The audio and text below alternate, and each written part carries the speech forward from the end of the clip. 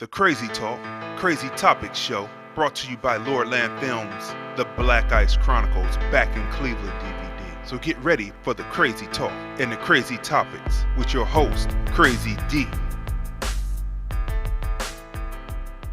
Listen here. Do we have a great show for you today?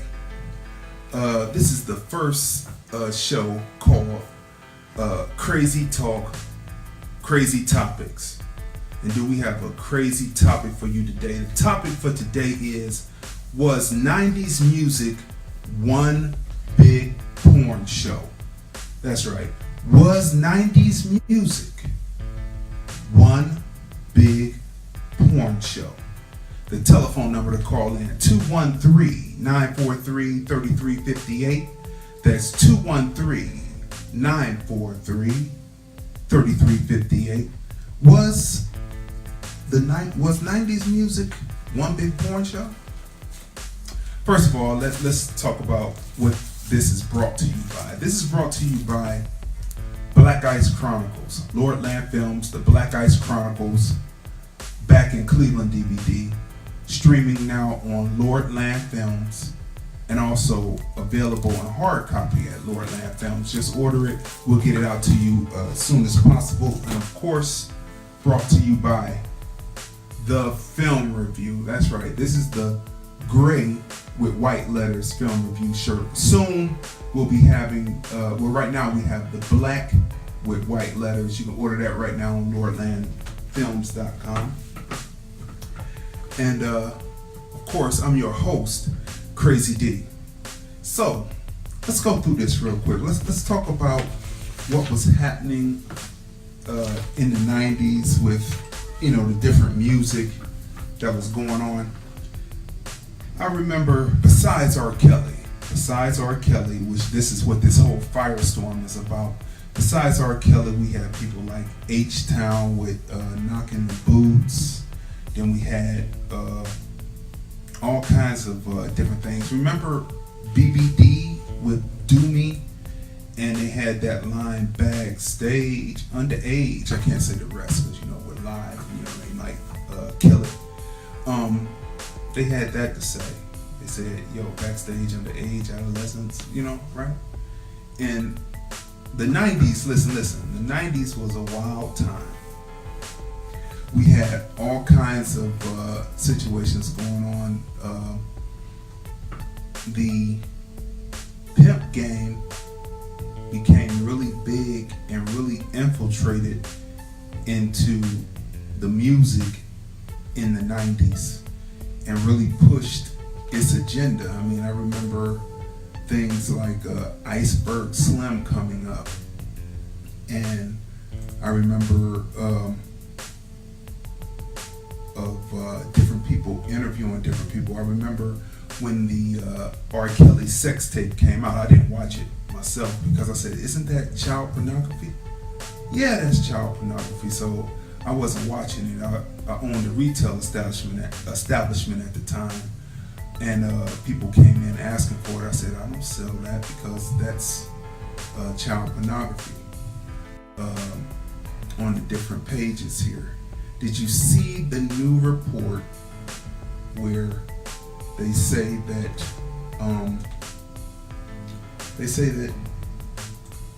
R. Kelly's video is being searched out on different adult sites?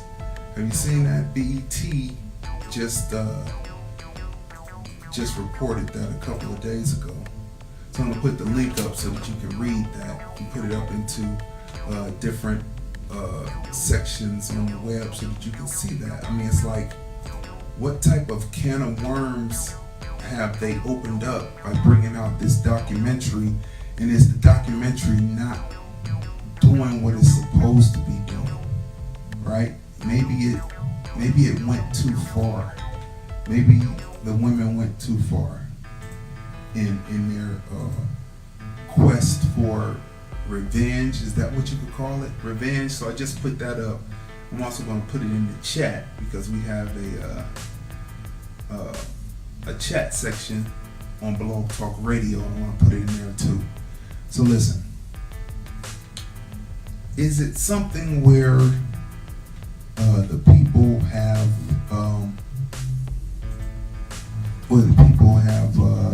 just gone too far? Have the women gone too far? Is it a case where the women felt they were promised something and what they were promised or what they felt was promised didn't come through, and they committed acts to get what they thought would be promised to them, and thus now that it hasn't happened and they may feel that they're in one place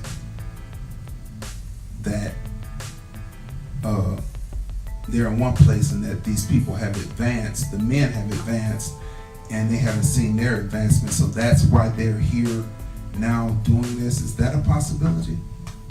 I mean, that is a possibility, right, people? So let me pull this up real quick while we're sitting here.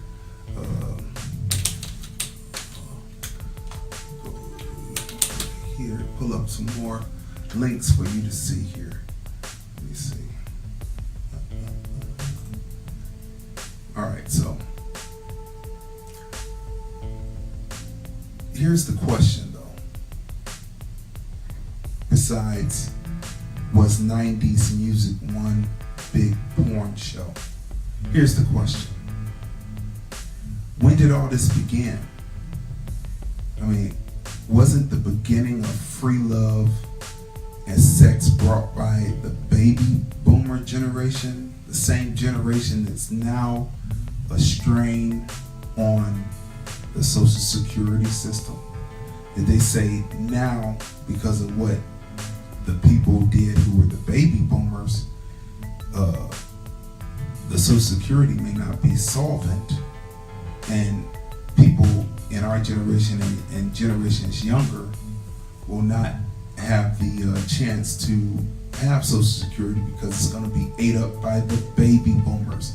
The baby boomers, didn't they bring in the free sex and love and all that in the 1960s? And wasn't the 70s and 80s an extension of the 60s with the rock bands, girls,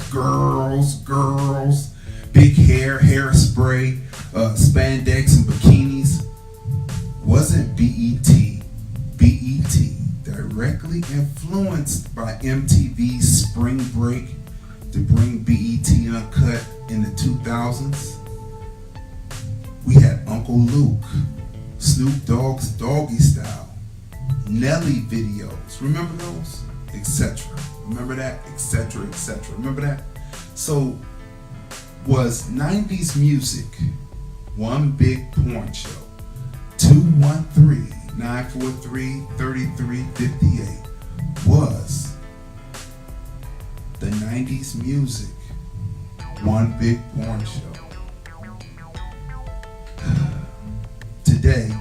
Today, are we looking back too harshly at the time when millionaires and billionaires were made through the creation of art? Because isn't music art?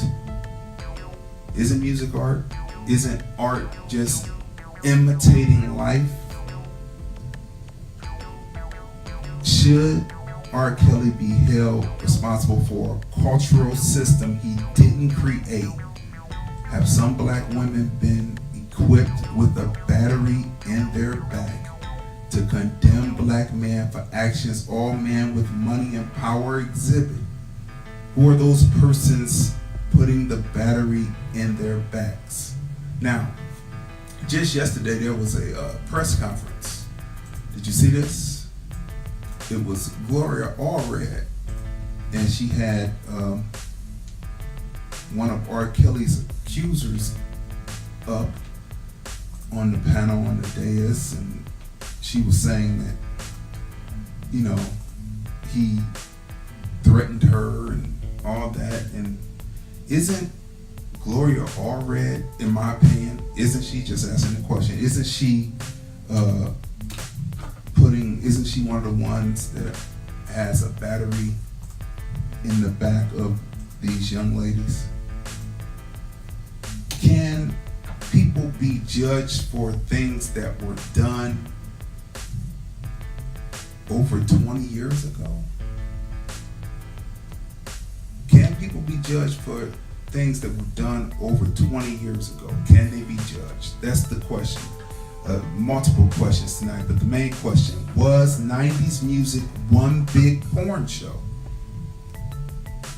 We want to hear your thoughts. 213-943-3358. Was 90s music one big porn show? Gloria Allred.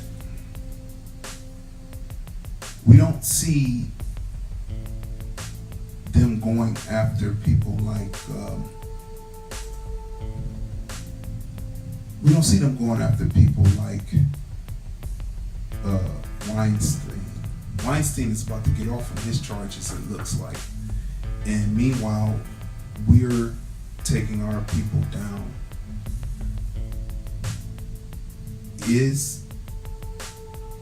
Can a person be judged for something that was done 20 years ago?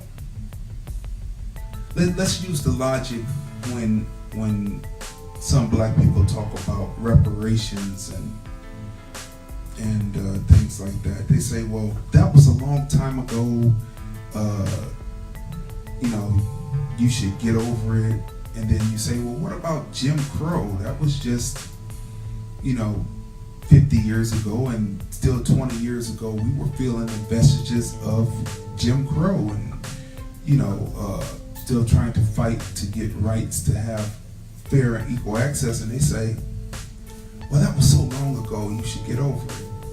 Should what happened 20 years ago, should people get over the fact? Was 90s music one big porn show? 213-943-3358. We have a caller. Let's see what the caller has to say. Calling from 216. 216 on the line. Hey, can you hear me? I can hear you. All right. The question was 90s music one big porn show? That's right. In order to answer that, we have to see what it inspired. Okay, are you on your speakerphone? Yeah, but let me switch out. Hold on a second. Yeah. Okay, can you hear me better now? I can hear you better now. Yes. So tell us, was 90s music one big porn show? Yeah, I believe that music had evolved to a point at that time where it had moved from love songs to lust songs. And the more of those we had, the more of those we wanted. And it kind of set the tone for what was going on in that time. You kind of mentioned it when you talked about the pimp game being more exposed at that time, but it kind of went along with what was going on in the time. And so the songs were inspired, and they inspired people. I bet you most people who listen to them songs, if they can remember back to what they were doing and who they were doing it with, they're not even with those people anymore. Because the songs did not inspire commitment. They inspired things that could either be done with people who were committed, or most of the time people who were not committed. The words were nice, but it didn't indicate anything that was lasting. Mm-hmm. So how much responsibility do you believe that women should take for their actions 20 years ago? I referenced the fact that possibly that there were promises made, or maybe the women felt that there were promises made that did not follow through, or were not followed through upon, and they see these men go on, but they feel like they're in the same place. So how much responsibility do women have to take for the actions that they did, as far as maybe acts that didn't have to do with what they were supposed to be doing in a business realm? In my opinion, and some may not be inclined to agree with me, I think that women should take all the responsibility when they make a dumb decision. When you make a decision that's uninformed or it's with a motive that is greater than good common sense, like I said, I might come off as hard sometimes with regards to my own gender, because I do recognize that there's a lot of things amiss and awry there. But if you are why are you trying to even enter an industry you don't know anything about? Why are you trying to do that? And why are you trying to get an easy skate in the industry? All industries take work if you're going to be successful. And the work that you think that it's going to take is not on your back. You got to have a mind to be able to go into something and be a boss in it. And, listen, as far as that's concerned, laying on your back to make a come up for a man, behind is a dime a dozen. And all cuckoo is pink, and they all gonna bust in it. Now, I'm just being honest. It doesn't matter whose it is or whatever. It's gonna be the same thing, different day. So if you think that that's gonna give you a leg up, you're sadly mistaken. You have to know your business and know your business well enough to know how to become self-sufficient, and then anything that anybody else can give you can just be an addition, but not something that you're solely dependent on. So what brought you to this? Because you're a woman, correct? Of course. Yes. What brought you to this? What brought you to this conclusion in life that women should take responsibility for the actions they did, notwithstanding what men do to them? By observation and experience. Until a woman takes responsibility for her part in things, she will never heal from it if healing is what she needs, but she will never grow from it, and she'll continue in a life pattern of the same kind of mistake. And the definition of insanity is doing the same thing over and over again and expecting a different result. You're not going to get a different result by doing things the same way over and over again, just with a different person.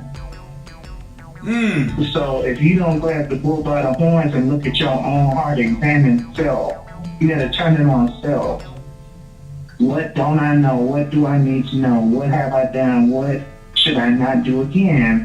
What did this decision bring me to? Did I come up short, or did I come up in the green or the red? Which is it? Right. Well, let me give you this real quick.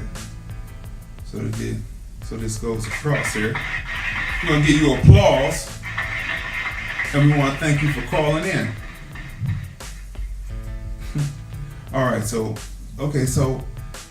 taking personal responsibility for what you have done. I mean, I think that's a perfect segue to get to taking this here and saying that I think that people are equating getting something from another person, from a male, from a man, getting something from a man, and not looking at and saying, this was something that I did. I engaged in this. I'm going to overshadow what I'm going to do. Whatever I did, I'm going to forget about what I did. And I'm just going to put all the blame on the man. I have no culpability. I am a child. Even at 35, 37 years old, I am a child, right? I can't take responsibility for what I did because I was a child. Because I'm a girl when I'm 33, 35, as the documentary said. Or I'm underage and my mind can't develop, but yet I can still tell the whole story on. And it's all kinds of craziness going on with this. Let's see, we have another caller. Let me see, 216. Hello, 216. Hey, I got kicked out before. Oh, okay. So I missed part of what you were saying just now.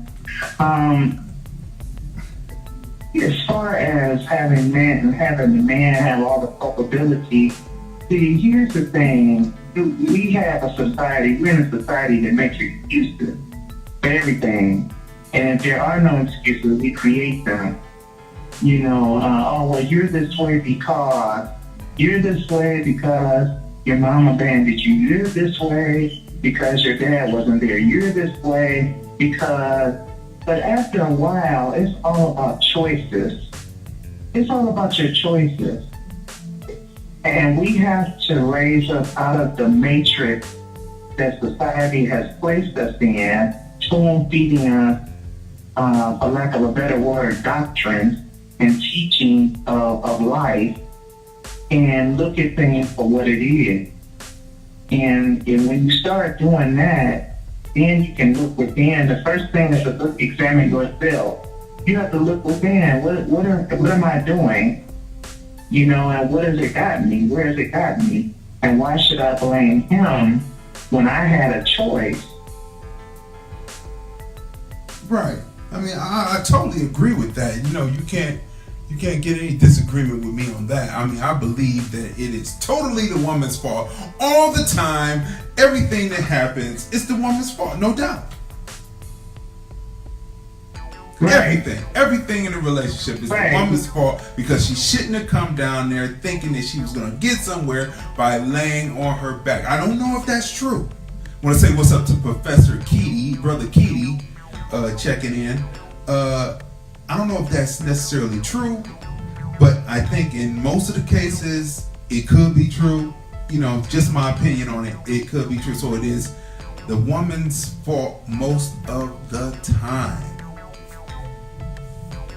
Brother Keaty, I want you to call up 213-943-3358, 213-943-3358. I want to get your opinion on it. So what's your name, 216, so we can lock you in and start locking you in so that you can call back and be a regular guest. I love a woman who sits up there and says that it's not the man's fault.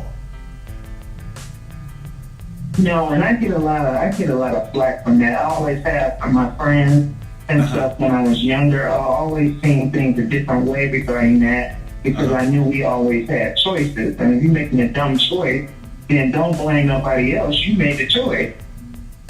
Right. So what's your name? What you go by? What's your handle? My name is Tanya. Oh, Tanya. All right. We're going to move on to the next caller.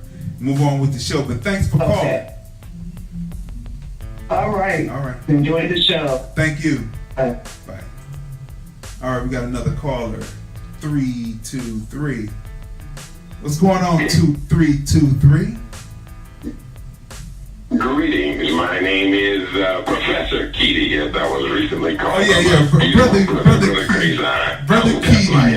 Brother Keaty, how are you? I'm doing great. It's a beautiful life, and it's a beautiful day to be here in Las Vegas, where it's cool and cloudy, but it's not up to your knees.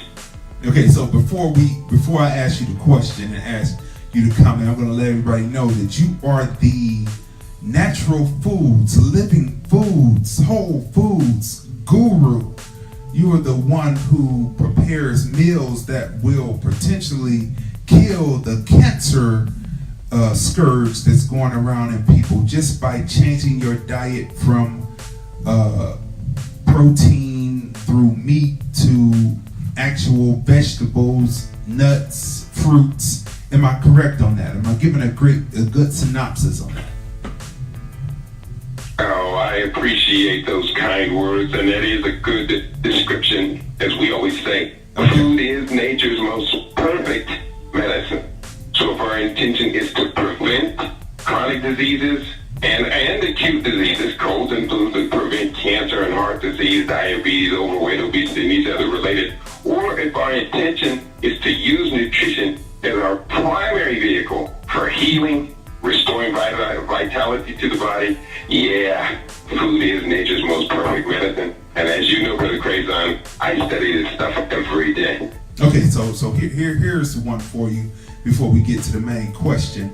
How much of what a person eats, let's just say females in particular, how much of what a female will eat will cause her to act in a certain way that might be detrimental to herself, clog or put foggy her brain so that she won't move in upright movement, so to speak? How much of it can you put towards what you put in your mouth?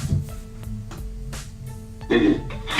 When it comes to nutrition, we can find that there are distinctions between male and female, but generally the rules apply. So as we're talking about the women in this specific case being off-centered with our behaviors, our natural behaviors, and the results that will follow, the long-term results, the same rules are really going to apply to men. But let's talk about female. How much of it? I would say probably 95%.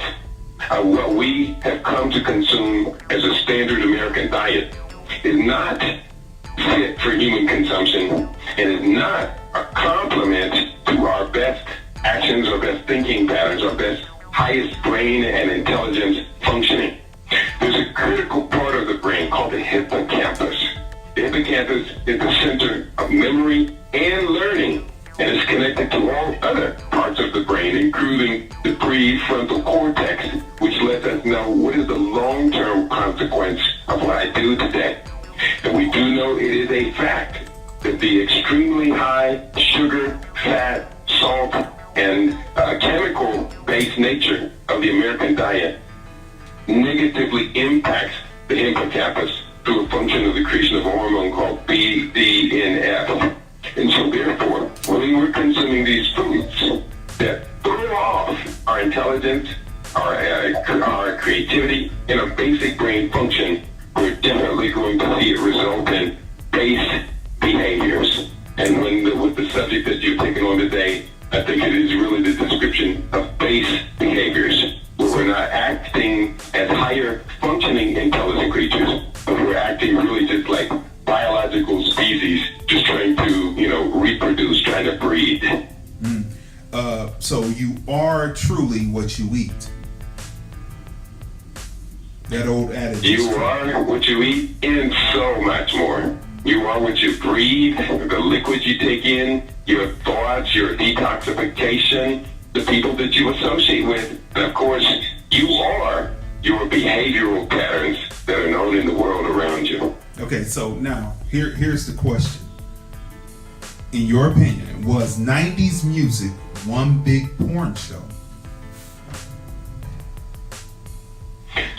To a great extent, yes, it became that.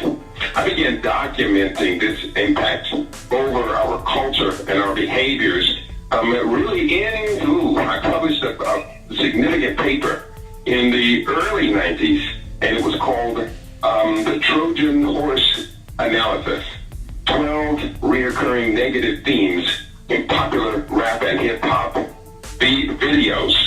And we definitely determined one of these 12 patterns, among these 12 patterns, was a hypersexualization of our childbearing age population. Later, when I started incorporating that historical document, because it really was groundbreaking, I started incorporating it into my larger studies, which became my book, Mind Control. We realized that this was being done as a deliberate strategy against black people in America, ultimately as a population control strategy. A population control strategy. So what was that? To bring down the population, or was it to increase a population into more of a slavery class? I'm glad you introduced that second thought. Ultimately, I usually only refer to this as population control, meaning shrink our numbers, our babies that we're having, because as early as 1937, demographers were predicting that somewhere in the middle or latter part of this century, the 21st century, America would have a non-white majority, and that black people would be the dominating population in America. And of course, that coming out that would limit black population growth and birth in this country. Eugenics is what we've come to know it as by now. But then you introduce the second factor, which is constricting the growth and development of a people, in this case our people, by altering cultural patterns and environmental exposures that would be common within those people. And so you are right on point. You're asking some very good questions, but as I think you understand by my response, the answers to these complex social, political, economic issues can sometimes be rather long answers, and I try not to become too technical when giving my responses, even though there's a lot of technical data that needs to be examined if we're to truly comprehend and master these topics. Mm-hmm. So, one last thing, then I'm going to let you go. I thank you for calling in. So this is the last thing. I always say that there is a root cause, and until we get to totally addressing the root cause and not trying to run away from it like sometimes we do, there's a root cause to all this. We can trace all of this back to the plantation, the food consumption, the way women's and men's bodies, black bodies, were used to recreate a slave system, the use of Jubilee to bring about here some joy within captivity, and it will keep you dormant and docile. How close am I to getting to, in your opinion, in your study, how close am I in getting to what's actually happening here with the music? Mm-hmm. You hit on something, a very, very powerful theme, that there is this root cause, this foundation. Yeah, I'm going to re-emphasize the point. It's more complex than what we have been educated to understand. There was a very valuable book that came out in 1944. The largest study of black people in America ever conducted was from a Swedish Nobel Prize-winning scientist. It was commissioned and paid for by the Carnegie Foundation, Andrew Carnegie. It was delivered to the President of the United States during the Second World War. All that very meaningful. The book called An American Dilemma, The Negro Problem in Modern Democracy. Maybe one day you and I can get together to discuss this 1,436-page book and the ramifications for our fate and our destiny that are truly meant. It truly was a blueprint for genocide. But one of the key points the author made is that our situation is complex by a bunch of interconnected social, economic, political, lifestyle patterns, and that ultimately these kind of feed each other. So if we have a big thrust in economic activity, but we don't have a concomitant thrust in health and education, yes, we may be making a lot more money, but we're going to spend that money on being sick because we have not educated ourselves enough to stay healthy and keep that money working for us. Unfortunately, Brother Crazon, that is what's occurring in the United States right now, and one of the primary factors why there is no intergenerational wealth transfer for black people. Because we so sick that in the last year of life, on average, we turn over $60,000 of family wealth to the medical pharmaceutical drug complex. Brother Crazon, I'm so glad you're doing what you do. I'm so glad you allowed me this moment to talk. Oh yeah, I appreciate you, and let me give you this right here before we move on to the next caller. I want to give you this right here because you are valuable in the community, and we want to give you that right there, sir. Yes, sir. So we're going to move on. I appreciate you, and we appreciate what you do, and I'll tell them how they can see more of you after we disconnect, okay? Good. Thank you for what you do. Hey, let's get together real soon. We need to feast together, my brother. Peace to you. Peace. All right, so, you can see him on Interviews of Consciousness. We have that on SoundCloud, Interviews on Consciousness. You just go to SoundCloud /Crazon Deyon, CRAYDEE /DEEYON, Crazon, CRAYZON -DEEYON, and you will be able to see us there. Tanya Congress says he's right. All right, so we have another caller calling in from 662. And remember, the question is, was 90s music one big porn show? 213-943-3358. And let's click up here, 662. Hey, 662, where you calling from? Hi, I'm calling from Tulsa, Mississippi. Hey, how you doing? Are you on your speakerphone? Yeah. Can you come off your speakerphone so we can hear you clearly? Okay. Okay. Is that better? Yeah, that's way better. And what's your name? Shawnee. Hey, what's going on? Hey, what's going on, Shawnee? So here's the question. Was 90s music one big porn show? I think that 90s music kind of is like reserved, like during the 60s, you know, they had free love and they were more open, you know, kids to be more open-minded. Fast forward 30 years later, it kind of like the result of that, like the end result, I think it was just like people just being more open-minded, more free will, more taking control of their sexuality. I wouldn't say porn, but I would say we were loose, you know what I'm saying? And I don't know, I don't think I would call it porn. I would just call it just the result of just sexual freedom and just young people explore that, whatever. Did I think go too far sometimes? Yes. But I think we could be a little bit more constrained, yes. And then, you know, we wouldn't have the result of me today is like everybody just free will do whatever you want to do nowadays.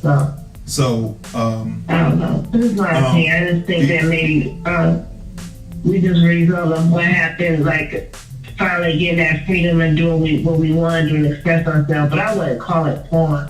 Well, do you remember BET Uncut? You know, they had the uncut videos. That's what he said. What's that? I said, do you remember? Do you remember BET Uncut with the videos where they had basically it was a Uncle Luke fest for 3 hours after hours on BET about 3 a.m. in the morning. They had BET Uncut and they would show all the videos. Yeah, I mean, I do remember that. Like, I would say some of the things maybe, you know, did go a little too far. But like I said, I think that's just a result of, you know, just, you know, especially, you know, finally not being so oppressed with sexuality and everything. And like I said, some things, you know, mine went too far. And we could have tightened up a little bit, but I really just, I wouldn't say porn. I would just say, maybe morals got a little loose or whatever. Let's unpack that for a minute and let's look at it. You said that you wouldn't call it porn, but it was kind of morals got loose a little bit. How much was it? Because I remember coming through that time, and I remember as a child in the 80s, all we saw was when we saw Daisy Duke, we saw this bony woman next to the General Lee. We saw racism jumping across the screen, and black people were hooked on the Dukes of Hazzard. Just some good old boys. We were hooked. Right. We would watch that. We didn't even know what the General Lee. I'm sure people in the South knew, but parents in the North weren't necessarily teaching that we should have been looking at that General Lee and saying that's a Confederate flag. And if some black people were on the show, they would have been calling them the N-word and get out of here N-word. But anyway, so my point, let me reel myself back in. I went on a tangent for a minute. But when I remember, that show was sugar coated, right? Right. But what I remember about first seeing women when Uncle Luke came out with what he did, there was an album before where they were in a hot tub and a woman was standing over him and she had cellulite and there was nothing wrong with that. Then they came out with the record nasty as they want to be, and then that took the Supreme Court and all that. But when I saw black women, I'll say thank you as a person coming through saying, finally, I don't have to keep looking at these Europeans.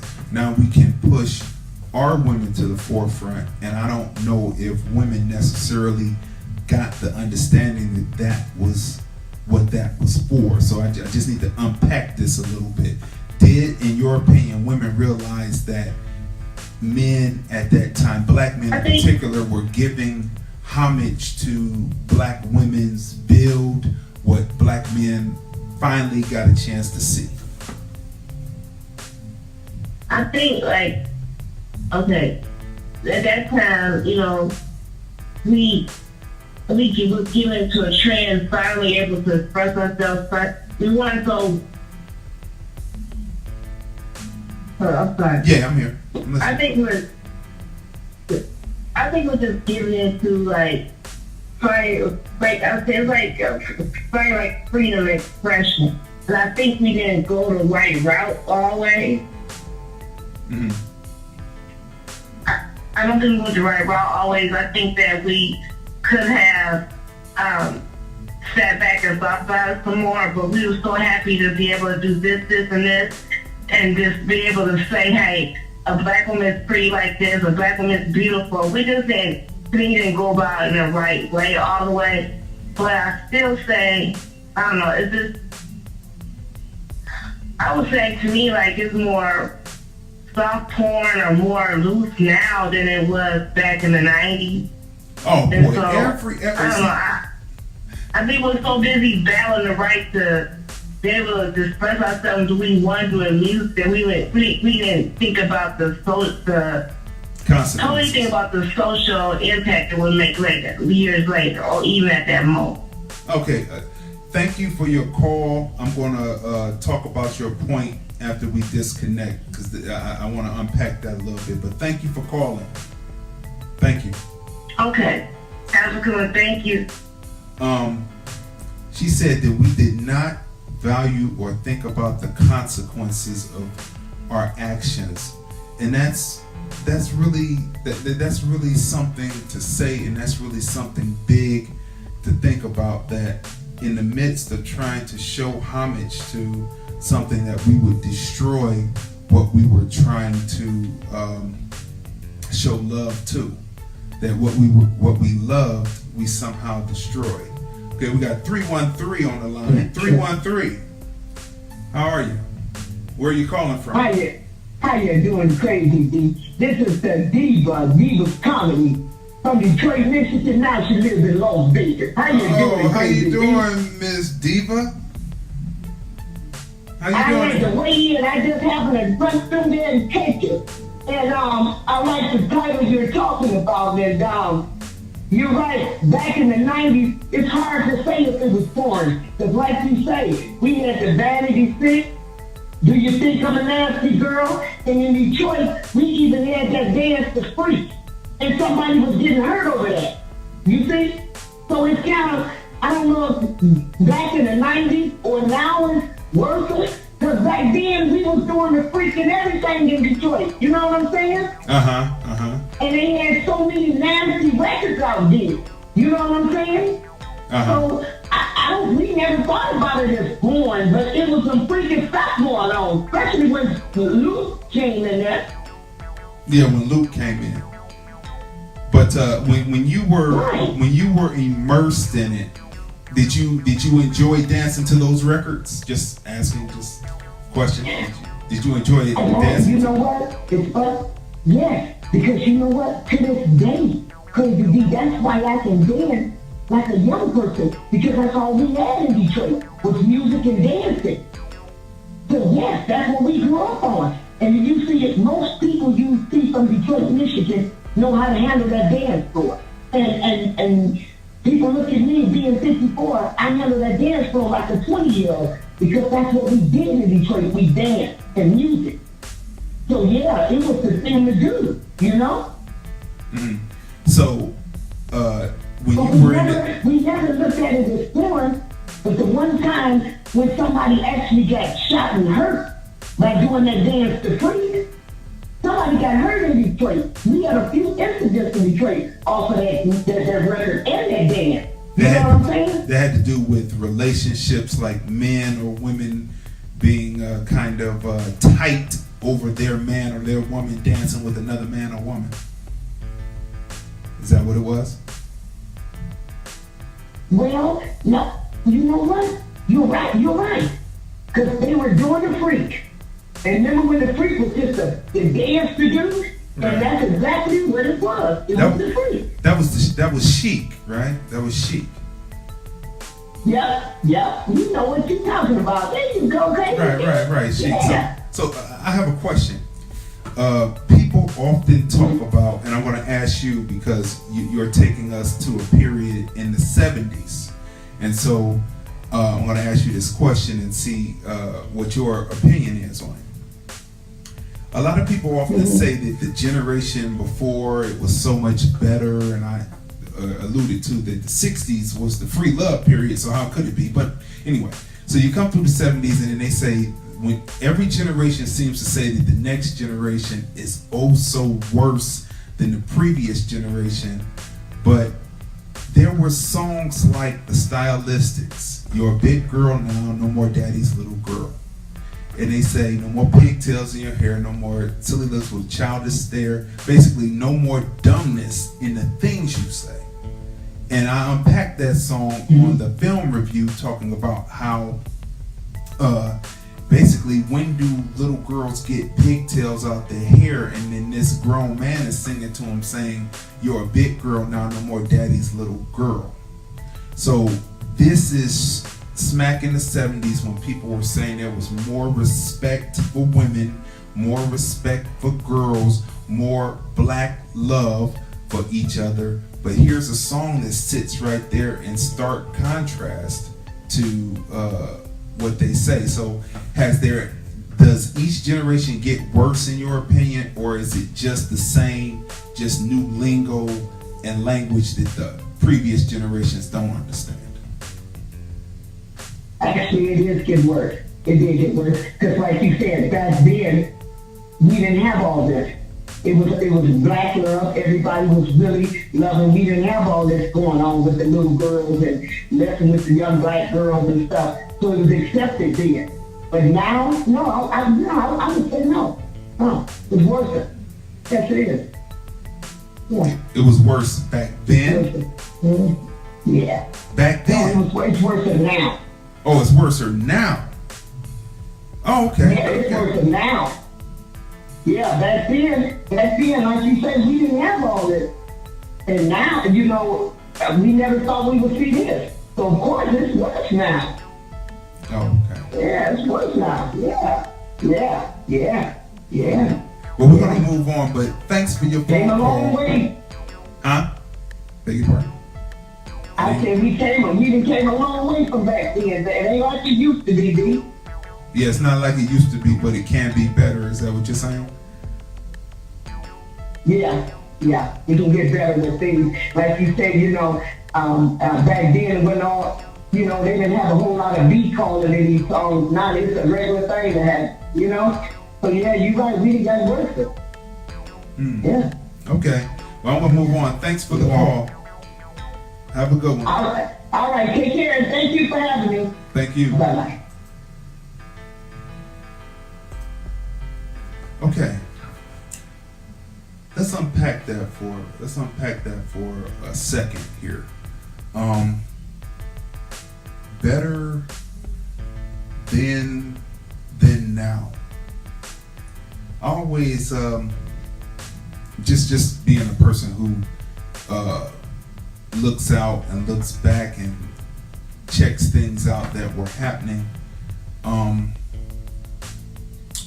I think everything is the same, and let me expound upon what I'm saying here. Everything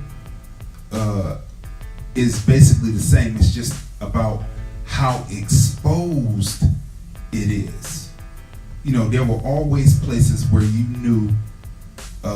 My mom told me this. There was always places that you knew in the city where people went to get drugs, prostitution, all that. Boom, boom, boom. You knew that.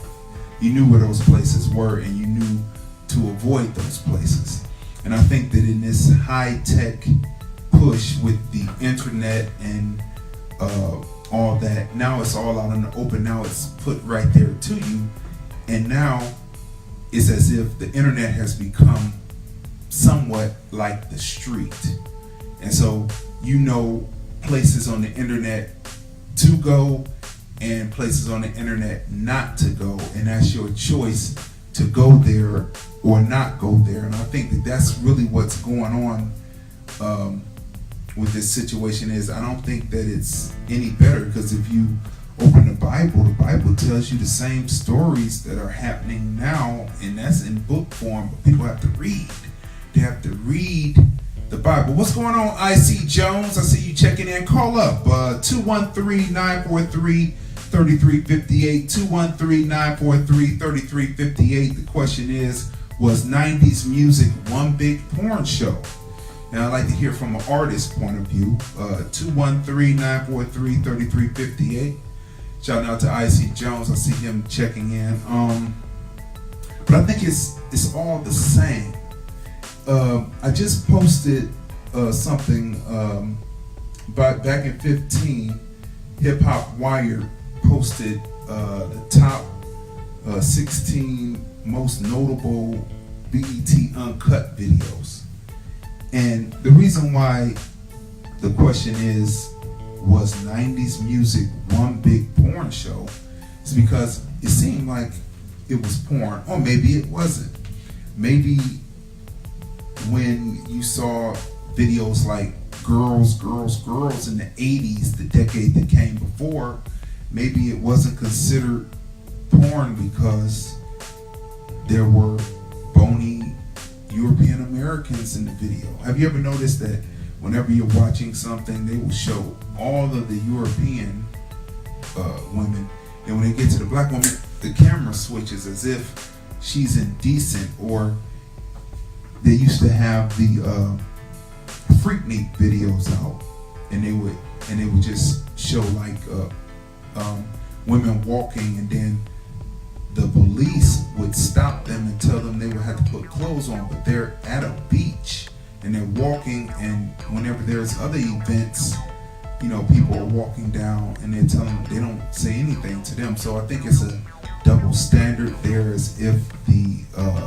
black woman's body is pornographic. So, was 90s music one big porn show? Now, what I'm getting ready to post right now is an example of what was happening in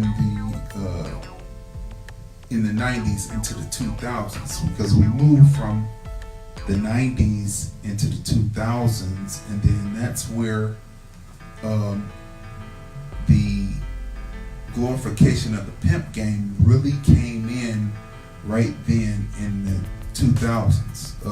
Not casting any aspersion on it one way or the other, not positive, not negative, just saying what it is. And one of the main people that pushed in and came in from the late 60s into the 70s was a man named Iceberg Slim. Iceberg Slim. Have you ever listened to Iceberg Slim? Where Ice-T and Ice Cube got the ice in their name from. Iceberg Slim. There are a lot of lessons in Iceberg Slim, and I think a lot of times people take the lessons that are being put in the music, into art, into written word, into videos, and they only extract the glorification, and they don't look at the message that's being put forth in the music, in the video, in the art, in the book, because, you know, we are a message-filled people. 90s music, was it one big porn show? Was it one big porn show? That's the question. Have Gloria Allred tell it just by what she's doing, in my opinion. She's saying it was, but they're not going after those who have traditionally harmed us. Now, my point in this is that there's a through line. There's a through line that goes back to the plantations. The plantations had not only studs and using women as for just reproducing, black women, not human beings, not considered human beings, but animals. Then you have the living condition. Then you have the food conditions, what they had people eat. All of this is coming from back then when you study it. All of it's the same. The way the patty rollers did what they do, it is the same. So when people start to say this is police brutality, or they start to say there are, what do they call it, food deserts, or when they say that men are having relations with women and then they are walking away from the women, all of this can be traced back to the plantation. All of it, right? But what they don't talk about is that the still majority population in this country, it is happening every day in their populations. And I would be remiss if I didn't speak on the fact that everything that you see happening in the black community is happening in the larger majority still in this country right now. Is happening to them, and they're walking away from their women. They're using them as sexual objects, etc., etc., etc. And my main point is that Gloria Allred should focus on getting all of them, and let us deal with our Bill Cosby's, our R. Kelly's, and whomever else. We should deal with ours, and you deal with yours. Was 90s music one big porn show? And the answer that I have to give after putting out all of the facts is no. It wasn't. It was an appreciation that went, as one of the callers, Shanine, said, it was an appreciation of the black woman that went kind of off the rails. It went, once the freedom came to be able to do it, and once the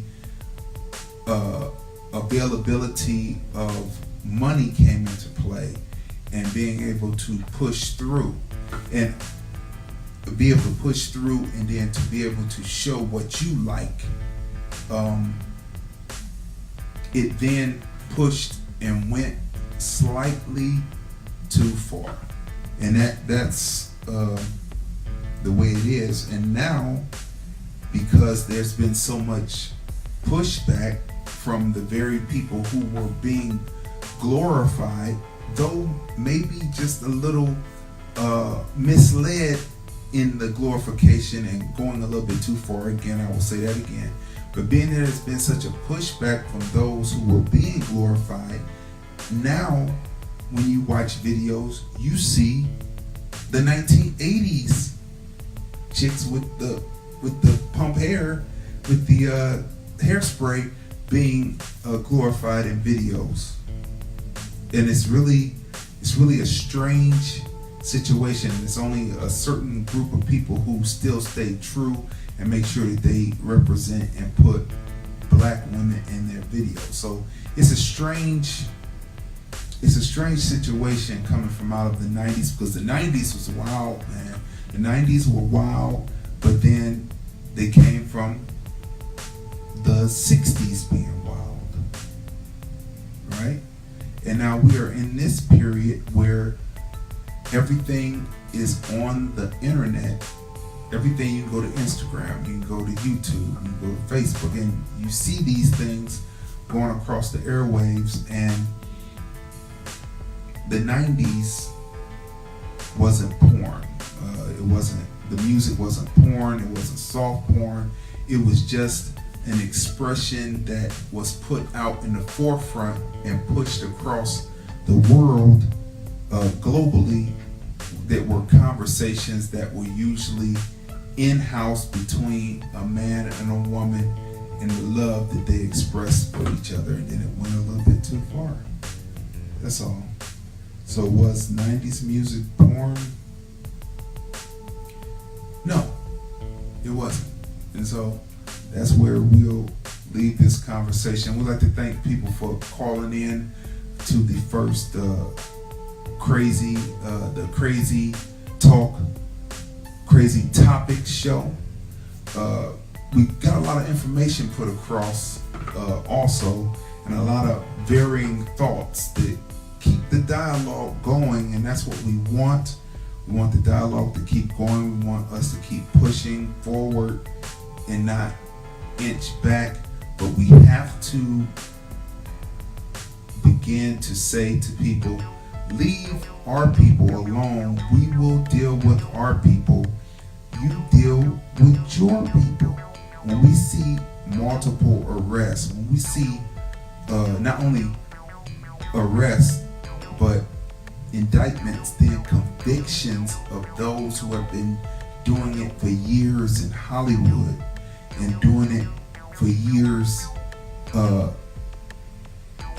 offsets in Hollywood and doing all kinds of pedophilia and all that. When we see those people get prosecuted and put away and not just get slaps on the wrist, then maybe we would trust you. But the system has been shown to be one that will put us and imprison us and put us under for things less than what the still right now majority culture is doing.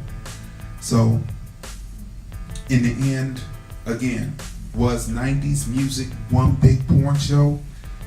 No, it wasn't. Because black people aren't a porn people. We're a creative people. Someone else took what we created and packaged it to make it pornographic. So always focus on those who push, who make it, who pornographically put pornographic tags on things and say this is pornography. It wasn't pornography, it was creativity that was then packaged and said to be to try to degrade a people, but it wasn't.